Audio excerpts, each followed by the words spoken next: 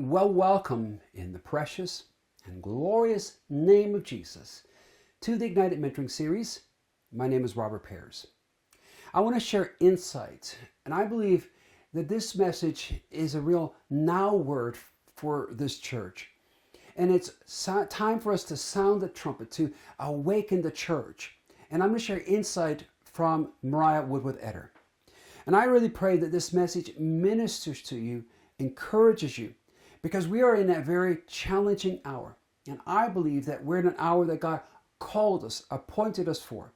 And it's time for the church to awaken and to arise. So if you're ready, let's pray. Let's press in. And let's receive what the Lord has for us today.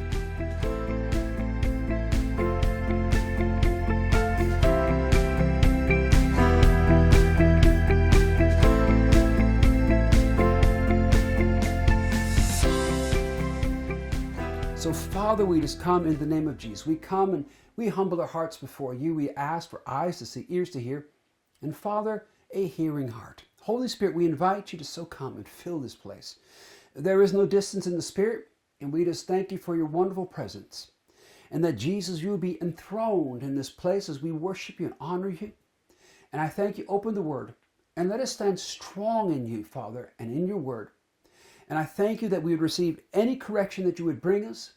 And Father, we truly would awaken and arise in the name that is above all names, the name of Jesus, we pray.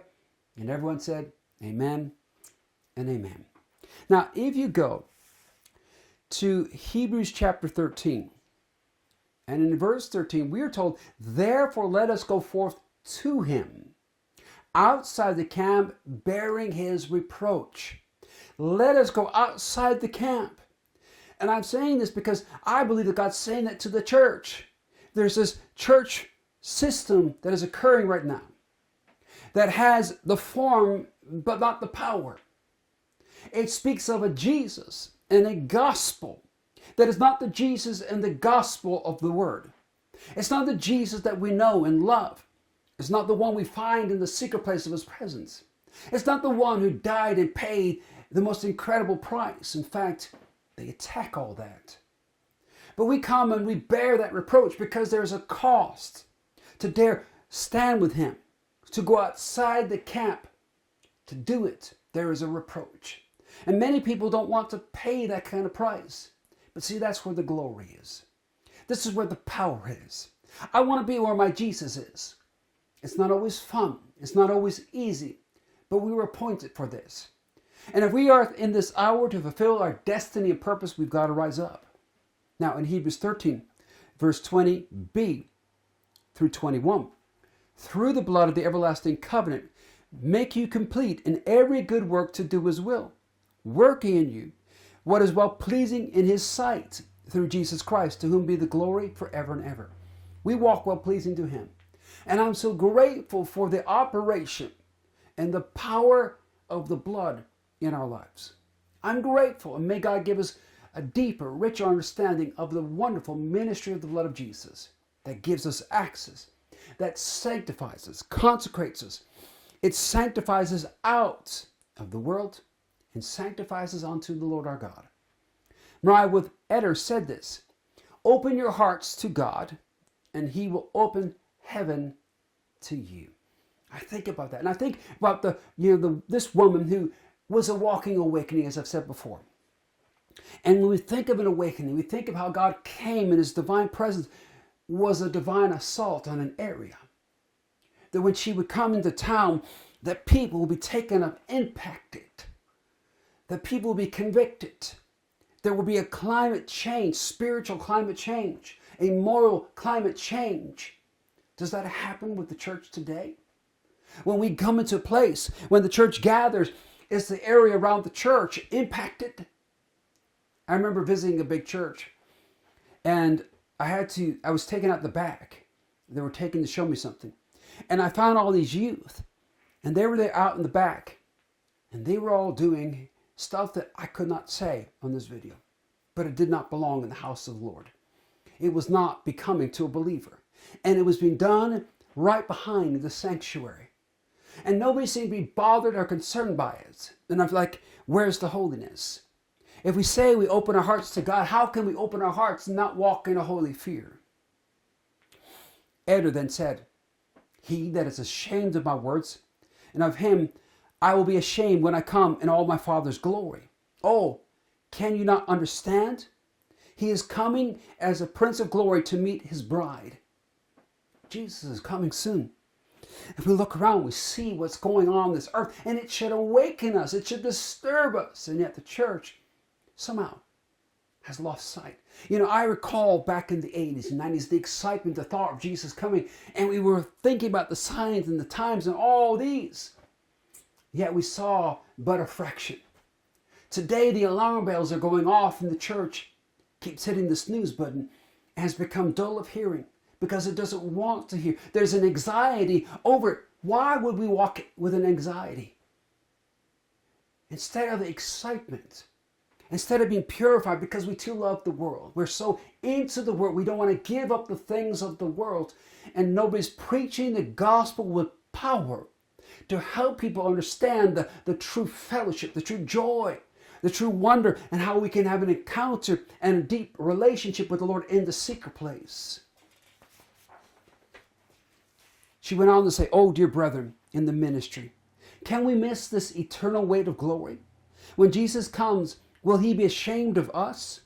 Will you miss all for a high position or a high salary or a social position to please the people? And I wonder how many of us in this hour have abandoned and aborted the call in the vision of heaven because we were lured away by the enemy, by something in this earth. A better job, a better position, money. And I've seen how in this hour, climbing the corporate ladder is becoming more where you're having to submit to the world system, and it does not flow with what we believe. That you have to make so many compromises to go up. And we need to recognize, where's the line? That God, I fear you more than man. That God, I want you. That I recognize, see, we recognize the hour. Wouldn't we do something? Wouldn't we be more concerned about him? But we're more concerned about living this life. He's become a second thought. Oh, we're good. We're going to heaven. That we're not living as true believers on this earth and making an impact. We don't have the glory. In Luke 9, verse 26, Jesus said, for whoever is ashamed of me and my words, of him the Son of Man will be ashamed when he comes in his own glory and in his Father's and of the holy angels. Ashamed, disgraced. God, there's certain words you say that I love, but some of those words, could you tone it down? Some of those words, well, they bring problems in my life. If I say that, God, or if I say I believe that, there are consequences. I don't want the consequences. There's a whole lot of people preaching a compromised gospel. I like that.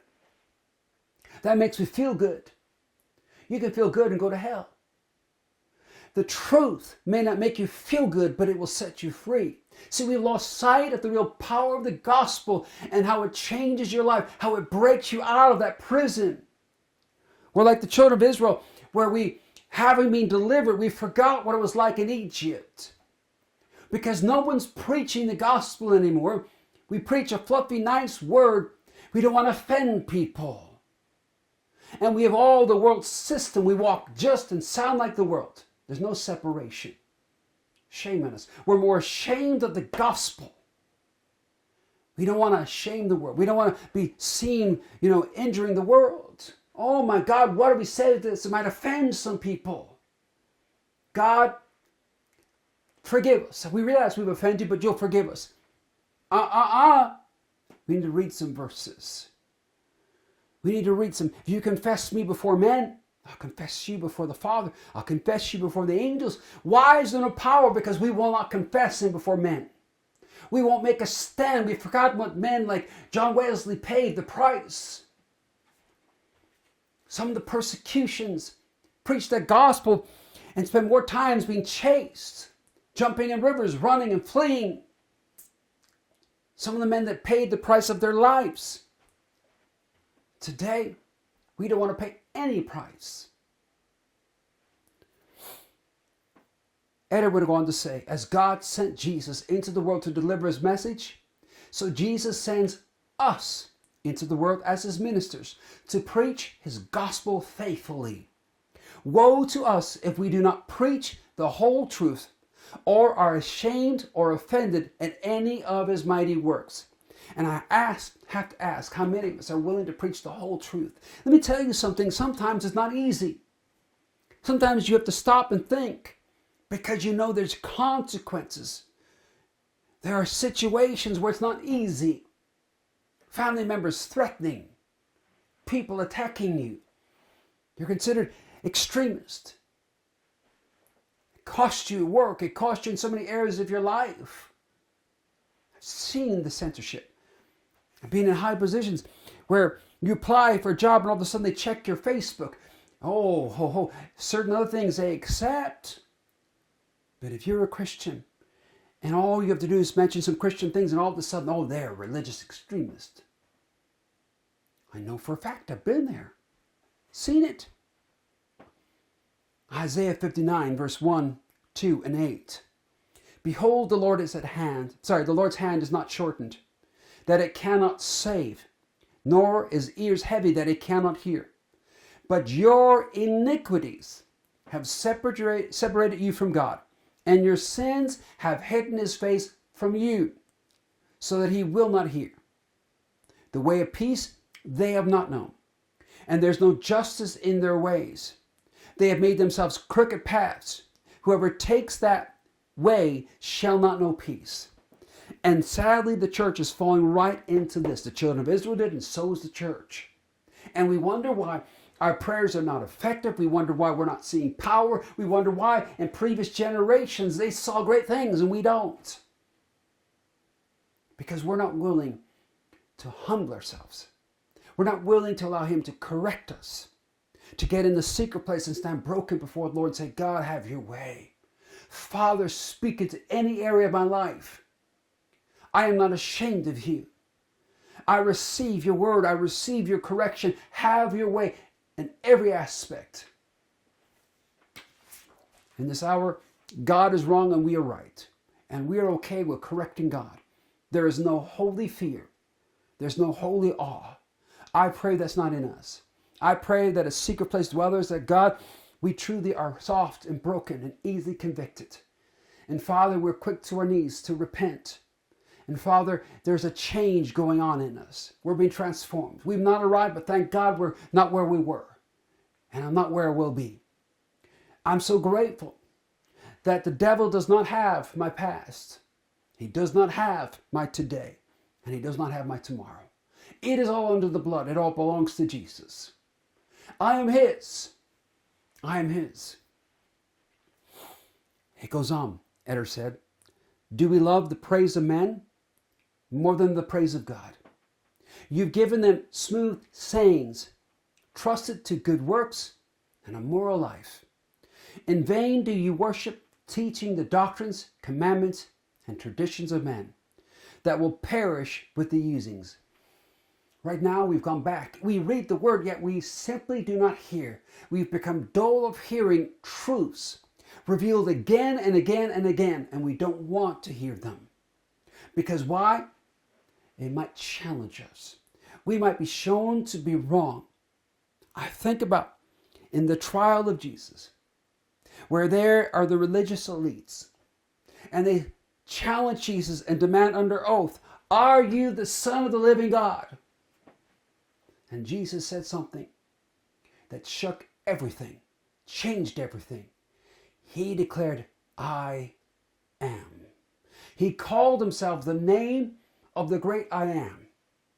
At that moment, they either had to recognize that he was and they were blaspheming him, and that he was due all their respect, honor, and worship, or in that moment, he was a blasphemer, and they took that side. They ripped, and think about, the high priest ripped his garments, cursing the nation because he was disqualified as a high priest right on the eve of the feast. The consequences of that moment we cannot imagine.